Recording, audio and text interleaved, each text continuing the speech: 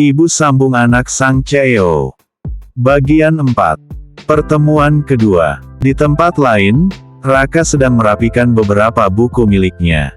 Setelah mengikuti pelajaran di sekolahnya, kini bocah 6 tahun itu sudah bersiap untuk pulang. Seperti biasanya, dia akan menunggu Deno ataupun Nando menjemput.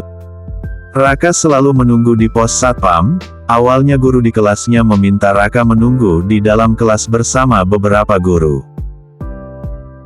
Namun Raka tidak mau dan memilih menunggu di ruangan satpam. Akhirnya guru menitipkan Raka pada satpam yang bertugas siang itu. Keadaan di luar yang licin sehabis hujan, membuat Raka sangat berhati-hati saat berjalan.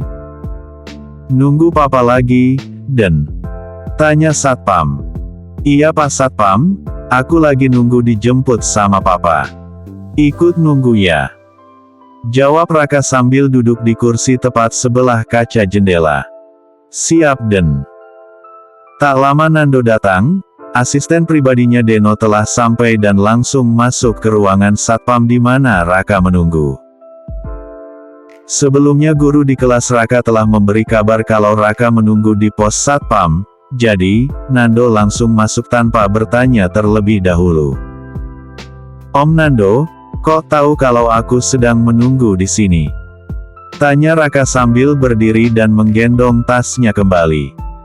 "Tahu dong, kan tadi Bu Guru Raka yang ngasih tahu." Raka menganggukkan kepalanya, lalu dengan cepat Raka menggandeng tangan Nando. Mereka berdua pamit dan langsung masuk ke dalam mobil. "Mampir ke kafe depan dulu, papa kamu minta dibeliin makanan yang ada di sana," ucap Nando. "Boleh. Sekalian aku juga haus, Om." "Baiklah, kita akan langsung ke sana." Raka menatap lurus ke depan, dia terlihat sedang tidak baik-baik saja. Nando melihat kesedihan di mata Raka. Akhirnya Nando mengusap kelapa Raka dan tersenyum. "Ada apa?" tanya Nando. "Aku tidak apa-apa, Om. Aku hanya haus saja," jawab Raka dengan tersenyum tipis. Namun Nando tahu kalau Raka sedang berbohong. "Katakan saja, ada apa? Apakah di sekolah ada yang menjahili kamu?" tanya Nando. "Tidak Om, hanya saja." Raka terdiam. Dia tidak melanjutkan lagi menjawab pertanyaan dari Om Nando. Raka malah menduk lesu. Kini Nando tahu apa yang Raka rasakan. "Mama?" tanya Nando. Raka mengangguk. "Aku kangen sama Mama. Aku mau lihat wajah Mama lagi. Aku mau meluk Mama. Aku mau Mama ada di samping aku lagi, Om," jawab Raka dengan air mata yang kini telah menetes. "Kenapa Mama cepat sekali ninggalin aku, Om? Aku bahkan belum siap dan masih membutuhkan Mama." Nando hanya bisa diam. "Kalau aja waktu itu aku tidak biarkan Mama jemput aku, pasti sekarang Mama masih ada." "Apakah Mama kecelakaan gara-gara aku, Om?" tanya Raka yang malah berpikir yang aneh-aneh. "Tidak, jangan pernah berkata atau berpikir seperti itu. Semua sudah menjadi takdir. Mungkin Tuhan terlalu menyayangi Mama Risa, jadi Tuhan mau Mama Risa cepat pulang. Kamu jangan khawatir, masih ada Papa Deno yang selalu menemani kamu nantinya. Ada Oma dan Opa juga. Bahkan kalau mau, kamu juga ada Om Nando yang akan selalu ada untuk kamu," jawab Nando dengan menatap bocah yang ada di sampingnya. Menangis. Raka selalu menangis ketika mengingat almarhum ibunya. Tidak mudah untuk anak yang baru saja berumur 6 tahun ini menerima takdir. Siapa saja tidak akan rela jika ditinggalkan, begitu juga dengan Raka. Anak yang masih dan seharusnya menerima kasih sayang dan perhatian lebih dari kedua orang tuanya, malah harus rela menerima kenyataan pahit bahwa ibunya meninggal. Raka selalu ingin terlihat ceria, walaupun jika sudah sendiri dia akan merasa sepi dan merindukan ibunya. "Mama, Raka kangen mama. Raka ingin mama kembali pada Raka, dan Raka juga berjanji akan selalu ingat nasihat mama. Raka tidak akan nakal, Ma. Raka akan selalu rajin belajar, Raka akan terus berusaha supaya mama tersenyum. Raka berjanji, asalkan mama kembali lagi pada Raka. Lirih Raka yang menunduk dan menangis. Nando memarkirkan mobilnya karena kebetulan mereka telah sampai di kafe itu. Nando memeluk tubuh mungil bocah yang ada di sampingnya, mengusap kepalanya. Tenanglah, Om yakin kalau mama kamu akan ikut bersedih jika melihat kamu menangis. Jadi, tersenyumlah dan jangan menangis lagi. Bisik Nando. Aku merindukan pelukan mama. Lirih Raka. Sekarang kita beli minuman, bukannya kamu haus? Tanya Nando yang ingin mengalihkan pikiran Raka. Raka mengangguk, akhirnya mereka turun. Keduanya masuk ke dalam kafe tersebut, namun Raka malah berlari dan menghampiri seorang gadis yang sedang berdiri di hadapannya. Tanpa disangka, Raka malah memeluk kedua kaki orang tersebut. Nando bingung dengan apa yang Raka lakukan. Tante, biarkan aku memeluk tante. Tante, biarkan aku memeluk tante. Ucap Raka pada gadis itu. Hei, sudah aku bilang, jangan panggil tante. Kamu ngeyel sekali. Sahut Ki, tapi dia membiarkan Raka memeluknya dan mengusap kepala Raka. Lepaskan dulu, kalau begini pelukannya tidak pas. Masa kamu memeluk kaki aku? Raka melepaskan pelukannya, sampai akhirnya Ki berjongkok dan memeluk Raka. Bukan hanya dipeluk, tapi Raka juga malah digendong oleh Ki. Jagoan, kenapa kamu ada di sini? Jangan katakan ada yang ingin menculikmu lagi dan meminta aku membawamu. Tanya Ki. Aku sedang bersama dengan Om Nando, kami akan membeli minuman. Kebetulan aku melihat tante di sini. Hei, bisakah kamu panggil aku kakak saja? Kenapa harus tante? Baiklah. Raka tersenyum. Kakak, terima kasih karena sudah mau memeluk aku. Aku mau turun, aku sudah besar dan tidak perlu digendong seperti ini. Imbuh Raka. Oke. Ki menurunkan tubuh mungil Raka, lalu Nando mendekat dan mengangguk. Maaf, saya tidak tahu kalau Raka akan seperti itu. Maafkan saya. Ucap Nando yang merasa tidak enak pada Keisa. Tidak apa, padahal kami hanya bertemu satu kali. Itu pun saat dia ketakutan karena diikuti oleh dua orang jahat. Aku tidak menyangka kalau dia akan berlaku seperti itu juga. Jawab Ki dengan tersenyum.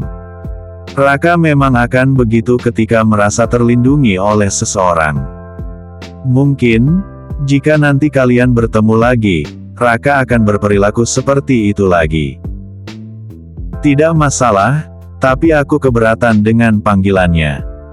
Masa aku dipanggil tante, aku bahkan baru berusia 21 tahun. Sahut Keiza dengan terlihat kesal. Kakak, aku tidak akan memanggil tante lagi kok. Maafkan aku, kakak cantik.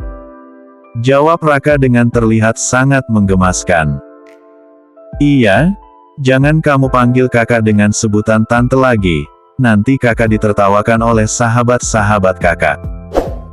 Ucap Keiza sambil menunjuk pada ketiga sahabatnya yang sedang menunggu. Wah, teman kakak banyak juga. Aku di sekolah tidak memiliki teman, jadi aku kesepian. Raka menunduk dan terlihat sedih. Bukannya di sekolah banyak orang. Kenapa kamu merasa kesepian? Tanya Ki. Aku tidak memiliki teman, aku yang tidak mau diajak main bola atau main lari-lari, jadi aku sekarang tidak pernah mereka ajak lagi. Jawab Raka. Oh begitu, kalau begitu sekarang kita berteman saja, bagaimana? Tanya Ki dengan mengacungkan jari kelingkingnya. Benarkah? Tentu saja. Kamu mau kan jadi teman aku sekarang? Mau, Kak. Ayo kita berteman sekarang. Mereka berdua menautkan kedua jari kelingking mereka. Ki tersenyum, begitu juga dengan Raka. Melihat Raka yang tengah asik berbicara dengan Keiza, Nando langsung mengambil pesanannya dan segera membayar. Setelah itu, Nando menghampiri Ki dan Raka. Raka, kita harus segera ke kantor Papa, di sana Papa kamu sedang menunggu. Ayo, ajak Nando sambil menggenggam tangan bocah berusia 6 tahun itu. Kak, aku pergi dulu. Baiklah, hati-hati di jalan. Jawab Ki sambil melambaikan tangannya. Begitu juga dengan Raka, dia lalu membalas lambaian tangan Ki. Setelah Raka dan Nando pergi, Ki menghampiri ketiga sahabatnya. Dia tersenyum dan langsung duduk. Siapa? Anak kamu? Tanya Rizka sambil meledek Ki. Bukan, kemarin aku sempat nolong dia saat akan diculik, dan aku tidak tahu kalau kita akan bertemu lagi di sini. Aku juga tidak tahu kalau dia masih mengingat aku. Bocah yang menggemaskan. Jawab Ki sambil meminum minuman yang ada di hadapannya. Keiza, itu minuman Alek. Ucap Nadia yang mengingatkan sahabatnya itu. Tidak apa, dia tuh suka sekali minum atau makan berduaan sama aku. Sahut Alek sambil terkekeh. Udah terlanjur, lagian kalian pesan minuman tapi lupa sama aku. Jahat sekali, gerutu Ki. Bukan gitu, soalnya kamu tuh suka berubah-ubah kalau pesan apa-apa. Gak pernah satu aja, misalnya kesukaan. Jadi, kita gak pesanin buat kamu. Jawab Rizka. Ah sudahlah, yang penting aku udah minum.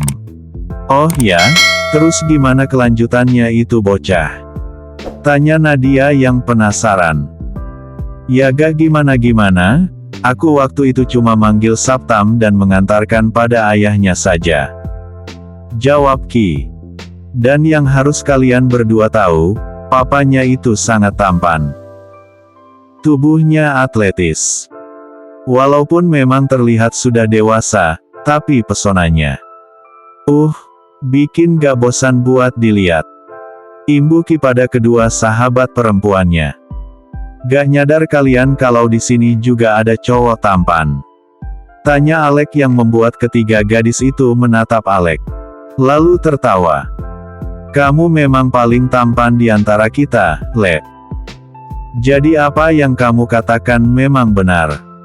Jawab Ki sambil tertawa. Dan akhirnya, kamu mengakui kalau aku memang tampan. Ucap Alek sambil menatap Keiza penuh kepercayaan diri. Nadia hanya tersenyum melihat dan mendengar apa yang Alek katakan. Kedua sahabatnya memang tahu, kalau Alek menyukai Keiza. Namun keduanya diam, entah Ki sadar atau tidak dengan perasaan Alek padanya. Iya aja deh, aku malas berdebat sama kamu. Sahut Ki sambil mencubit tangan Alek. Selalu saja KDRT. Gerutu Alek yang membuat Rizka dan Ki tertawa, namun berbeda dengan Nadia yang hanya tersenyum saja. Udah jangan bahas kenarsisan Alek. Gak bakalan abis kalau terus bahas dia. Celetuk Rizka yang diacungi jempol oleh Ki.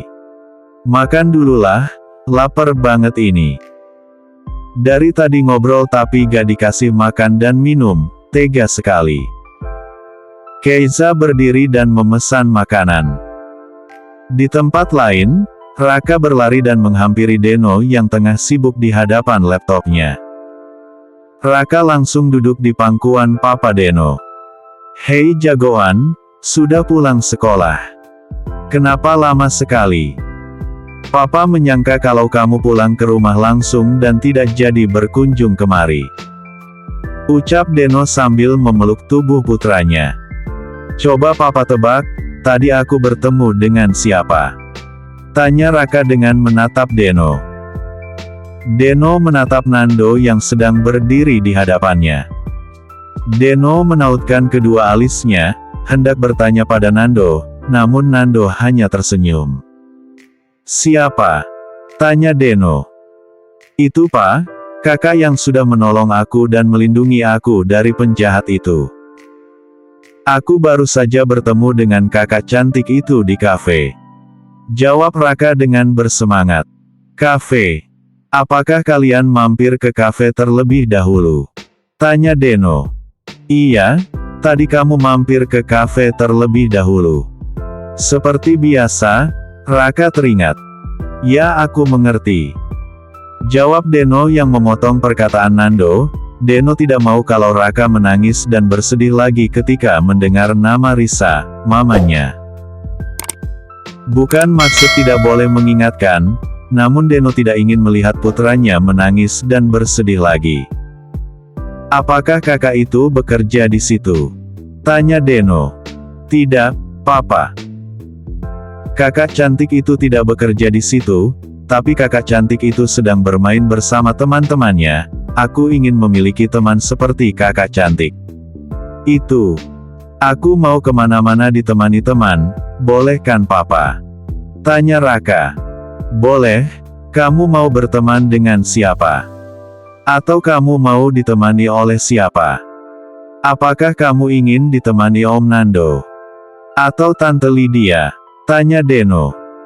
"Tidak, aku mau ditemani kakak cantik itu saja. Dia begitu baik dan bisa melindungi aku, kakak cantik juga pemberani. Kalau Tante Lydia malah penakut, masa sama kecoa saja dia takut.